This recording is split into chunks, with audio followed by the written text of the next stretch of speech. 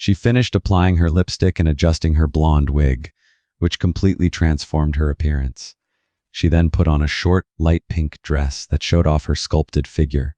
She only wore simple earrings, ending her preparations by spraying on some perfume before leaving the house, getting into the car she had called for. She gazed at the stars on her way, slowly and heavily closing her eyes, whispering with a choked heart. "Only for you, brother," said Laura. She had decided to plan her revenge against a wealthy family who had been the reason her brother was unjustly imprisoned and destroyed. Now, she would do the same to their youngest son.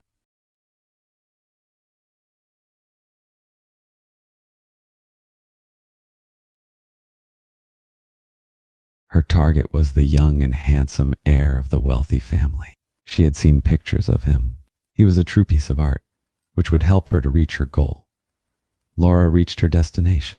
She got out of the car and entered the huge mansion with confidence, ignoring the guard's look of surprise and the gazes of the rest of the staff. Laura's gaze wandered around the enormous entrance with an indifferent air. The atmosphere was very imposing and intimidating, though that didn't intimidate her.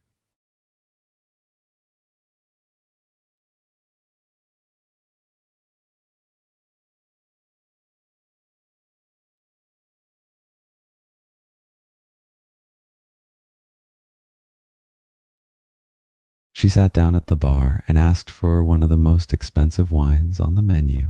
She was wearing a very tight-fitting black leather dress that clung to her figure perfectly, highlighting her curves. She was wearing high heels that made her look like a modern beauty queen.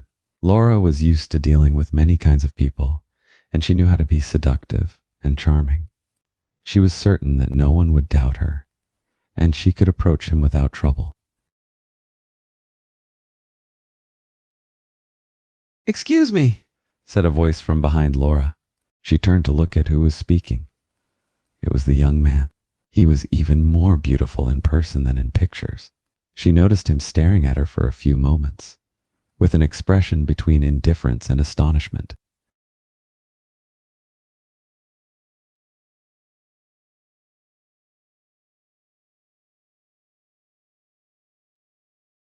It was clear she caught his attention, and he approached her, a pleasant smile on his lips. "Did you need something?" asked Laura with a calm, sensual tone. "You're new here," he said. He was very confident and had a serious yet pleasant face. His eyes were extremely beautiful and seemed to take an X-ray of her at that moment.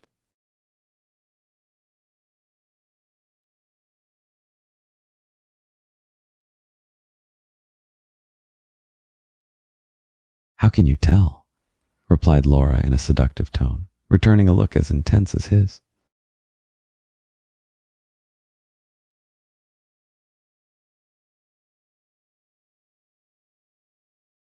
"Because I've never seen someone as beautiful as you here," he said without an ounce of shame. Laura was a little surprised by his sincerity. She had the impression that the men who went to these kinds of places were more used to using more subtle and smooth words.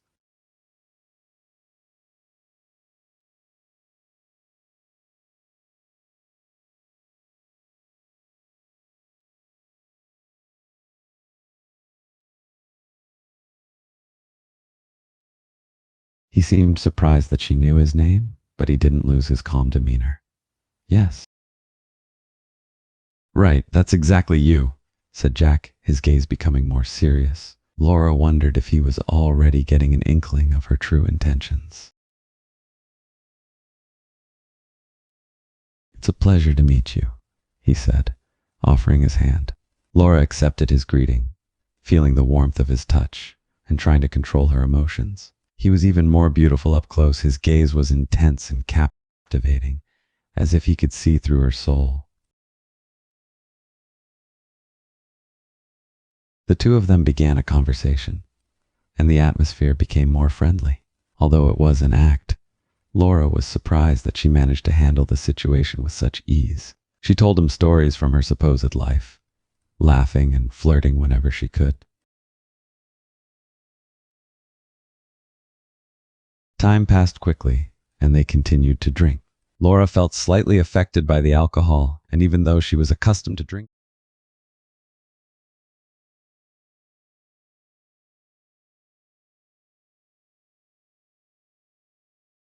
He insisted on seeing her home safely, despite her attempts to convince him not to worry. Laura didn't protest, since part of her plan also counted on him accompanying her back. The two of them left the club and walked towards her address together.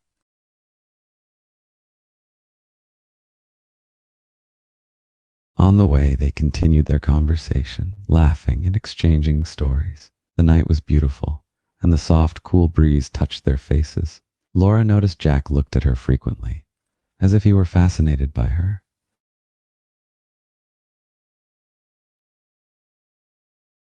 When they reached the building where she supposedly lived, they stopped in front of the door.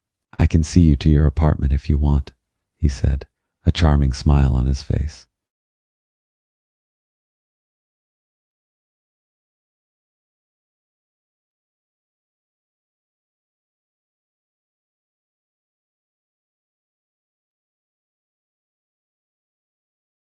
He seemed a little surprised by her coldness, but didn't insist on accompanying her anymore. "Well, good night then," he replied and began to walk away. Laura felt a slight stab of guilt, but she knew she had to follow through with her plan and couldn't give in.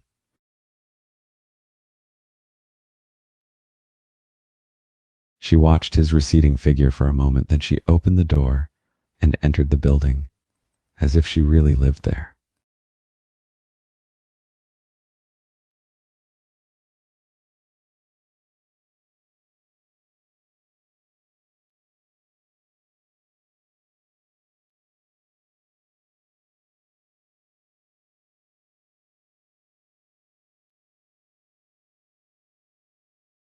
She felt a wave of relief wash over her. She had been successful in the first part of her plan. Now she had to await her next move with caution and patience.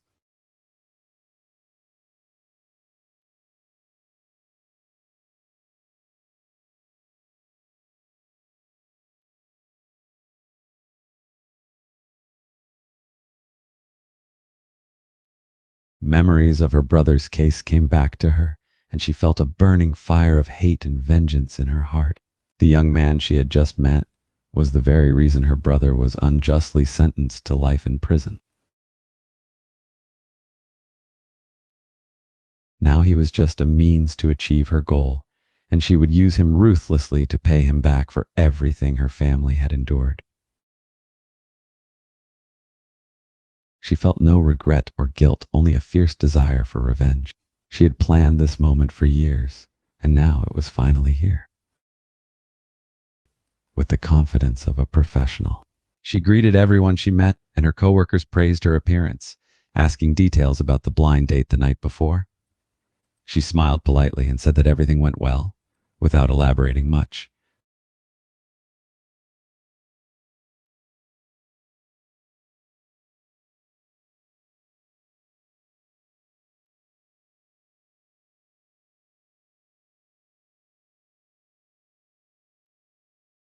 Laura knew that she had to maintain appearances.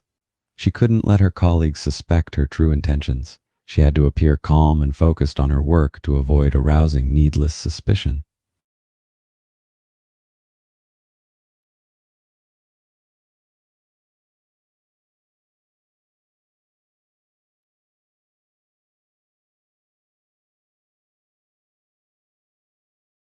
At that moment, her boss walked in, smiling and greeting her with a friendly tone. "Hey, how was your day off?" he asked, sitting on the corner of her desk. "It was great," she replied, returning his smile. They chatted a bit, and he asked her about the blind date she had had, and when she was evasive, he asked if there was a second date scheduled. Laura shook her head slightly. It wasn't anything special. "It seems he wasn't that interested either," she said with a sigh, pretending to be disillusioned. "That's a shame. I hope you find someone soon," her boss said, genuinely concerned.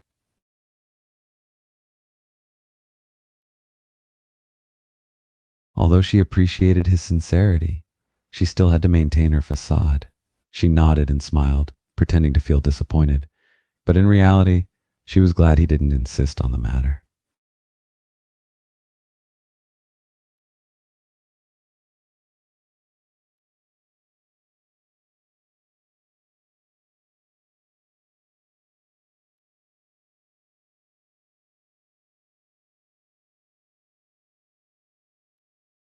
After talking about various other topics, she noticed her boss seemed to have something else to say, but he was hesitant.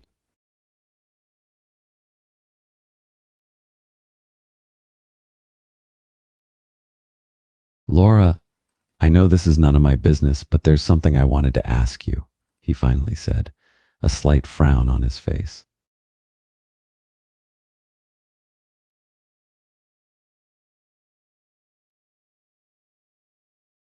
She raised an eyebrow, slightly surprised. Go ahead, you can ask me anything, she said, trying to act unbothered. He took a deep breath, as if he was a little nervous. I hope you don't take this the wrong way, but are you going through some financial problems?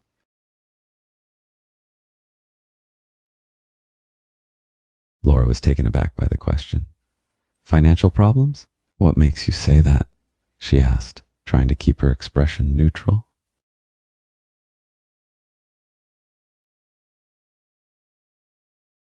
Well, it's just that you've been taking more and more shifts lately, and also working overtime every day. It's like you're trying to earn extra money, he replied, a concerned expression on his face. She was deep in thought about her brother when a luxury black car drew up and parked right next to her. She looked at it curiously, wondering who could be driving a car like this, but the tinted windows prevented her from seeing inside.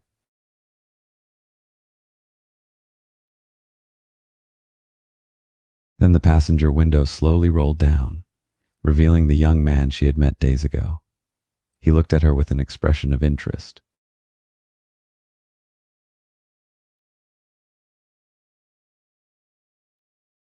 Are you alone here so late at night? He asked with a serious tone, looking at her with his captivating eyes.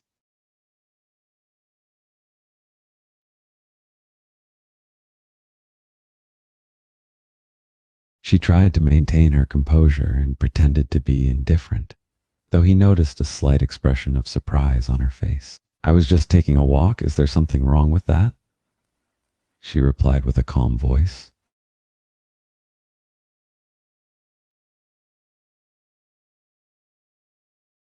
No, not at all, he said, and his lips curved into a small smile.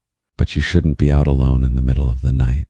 It's dangerous, he added, showing a hint of concern.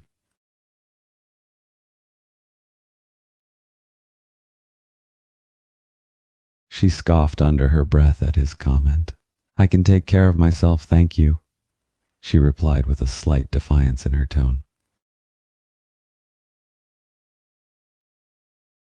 The young man smiled again, this time wider. I bet you can. But still, it's not safe for a woman to walk alone at this hour. It's better to be cautious, he said, leaning slightly out of the car window and looking at her.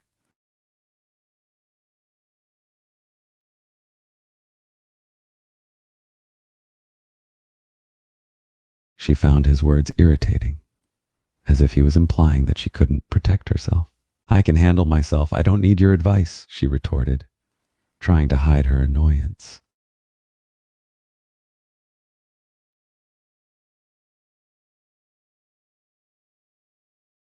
He chuckled softly.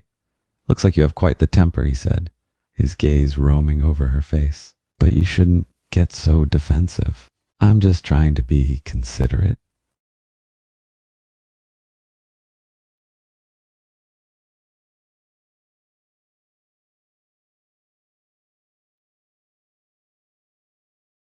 She felt her anger rising, but she managed to control herself and maintain outward calm. I never asked for your concern. I'm perfectly capable of taking care of myself. I can handle anything, she replied coldly.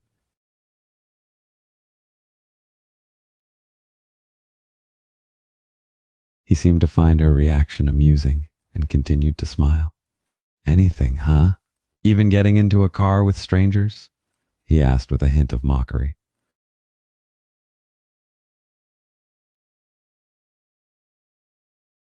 Her eyebrow twitched slightly at his comment, but she kept her composure. I'm not that silly to just get in anyone's car, Laura replied with an icy tone, her gaze fixed on his.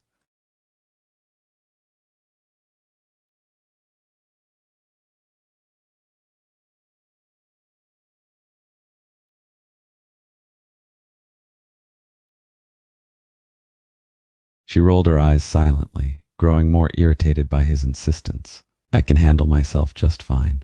I don't need you to watch over me, she retorted with an annoyed expression. He smiled again, seemingly amused by her defiance. You sure are stubborn. Aren't you even the slightest bit afraid of me? He asked, his gaze studying her closely. She was taken aback by his question, but quickly composed herself. Why would I be afraid of you? She replied with a defiant tone, hiding any hint of fear she may actually feel.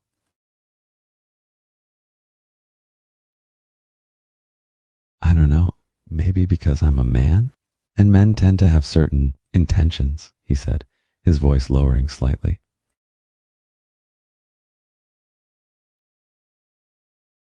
She felt a slight shiver run down her spine at his words, realizing the potential danger of the situation. But she stood her ground. I can take care of myself if any of those intentions arise, she replied coldly, her mind already planning her escape route if necessary.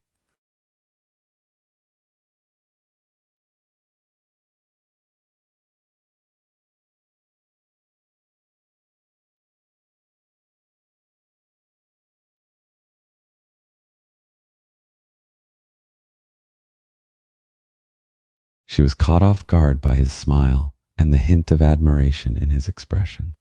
For a moment, she felt a strange mixture of fear and fascination, but she quickly pushed those feelings aside and maintained her guarded exterior.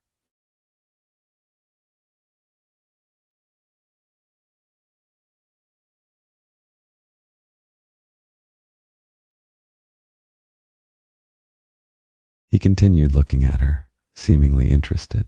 You have a strong personality, don't you? I like that in a woman, he said, his eyes scanning her face.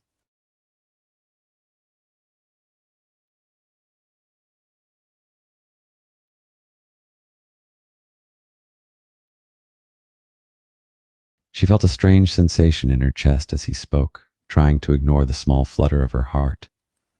Not all men like women with strong personalities, she replied, her tone defiant as usual.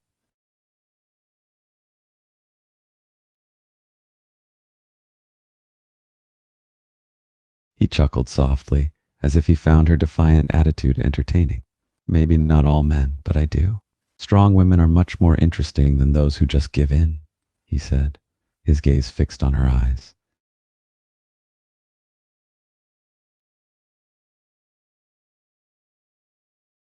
She felt a surge of uncertainty in her heart, as if his words were stirring something within her. No, she scolded herself silently. She shouldn't feel this way around him. She had to focus on her goal and not let her guard down. She was surprised to find it was him again, and couldn't help but feel a wave of annoyance at the situation. He sat at a table, waiting for her arrival, a sly smile playing on his lips.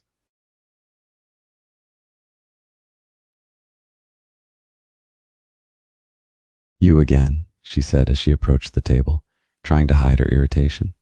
He chuckled lightly at her reaction. Didn't expect to see me again, huh? He asked with a smirk.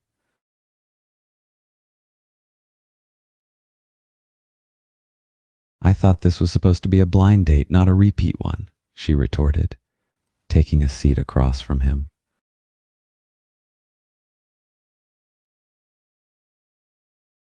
Well, sometimes life has strange coincidences, he said nonchalantly. She couldn't help but feel a mix of annoyance and curiosity. Why was he here again?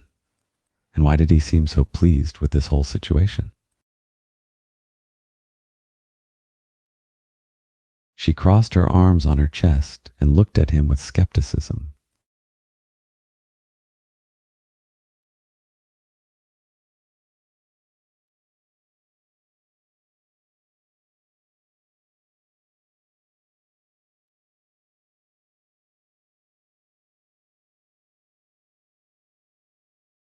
And what are the chances of such a coincidence? She questioned, not buying his nonchalance.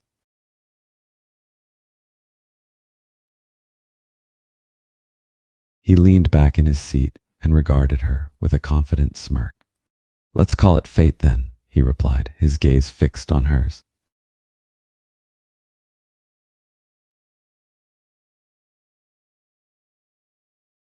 She couldn't help but roll her eyes at his words. Fate? She didn't believe in those kinds of things. Don't give me that kind of corny crap, she said, her tone slightly annoyed.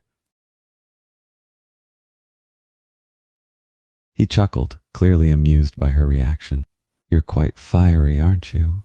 It's quite refreshing, he said, his eyes roaming over her face.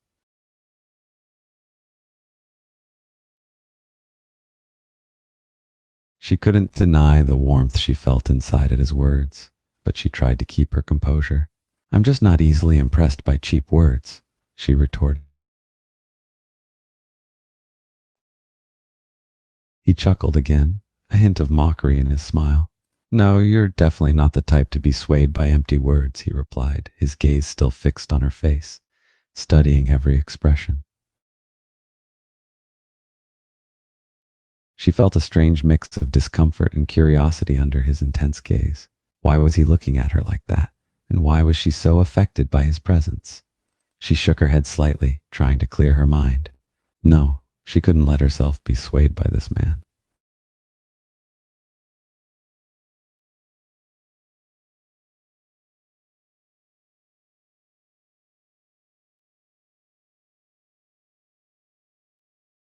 Why do you keep staring at me like that? She asked with a hint of irritation, her hands still crossed on her chest. He smiled at her defiance. 'Cause you intrigue me, he replied simply. She felt her heart skip a beat at his words. Intrigue? Why on earth would she intrigue him? What's so intriguing about me? She asked, her curiosity mingling with skepticism. He leaned forward slightly, his eyes never leaving hers. Your sharp tongue, your defiant attitude, the way you carry yourself, there's something about you that I can't quite figure out, he said, his voice lower and more intense. She struggled to maintain her composure under his gaze, feeling unexpectedly flustered. No, she couldn't let herself be affected by his words and his gaze. She had a goal to achieve, and she mustn't let anything or anyone obstruct her path. She took a deep breath, steadying her heart. You're reading too much into it, she said, her voice cool and calm. He leaned back in his chair, the smirk still on his lips. Maybe, but I have a tendency to trust my gut feeling, he said, his gaze still fixed on her.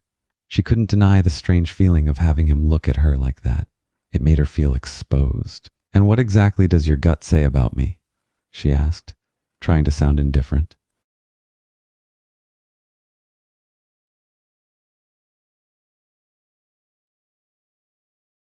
He chuckled softly, seeming to be almost enjoying her discomfort.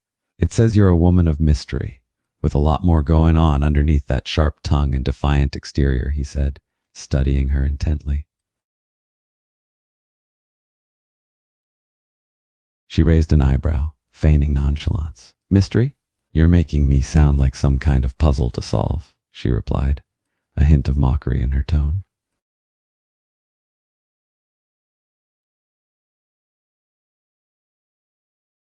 He chuckled again, seeming to be entertained by their banter. Maybe you are. And I'm the type of man who loves solving puzzles, he said, a sly glint in his eyes.